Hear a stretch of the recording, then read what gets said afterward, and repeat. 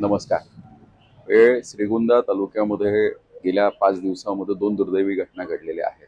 एक आमच्या व्यापाऱ्याचं श्रीगोंद्यामध्ये मोठं दालन हे आगीमध्ये खाक झालं. त्याचबरोबर आज पहाटे काष्टी गावामध्ये जवळजवळ 5-6 दुकानांनी पेट घेतला होता.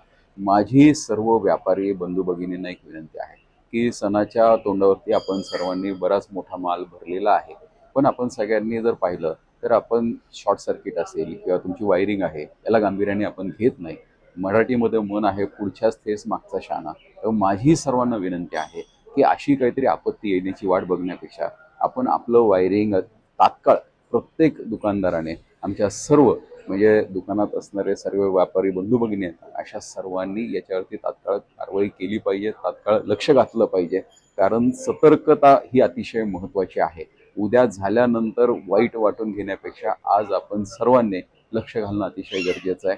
त्याचबरोबर आपले कोणाचे इन्शुरन्स नसतील तर ते सुद्धा करून घेतले पाहिजे, कारण सण हा महत्त्वाचा आहे. मी संपूर्ण महाराष्ट्रामध्ये फिरत असताना आज भारतीय जनता पार्टीच्या वतीने मला एक आत्मनिर्भर भारत म्हणजे स्वदेशीला आम्ही महत्त्व देण्यासाठी, स्वदेशीला त्या ठिकाणी मोठेपणा किंवा स्वदेशी पुढे कसं येईल या दृष्टिकोनातून आमचा प्रयत्न सुरू आहे. या दौऱ्यामध्ये असल्यामुळे मी या दुःखामध्ये सहभागी होऊ शकत नाही, त्याबद्दल मी दिलगिरी व्यक्त करतो आणि आपणा सर्व व्यापाऱ्यांना विनंती करतो की आपण सर्वांनी सतर्क होणं अतिशय गरजेचं आहे.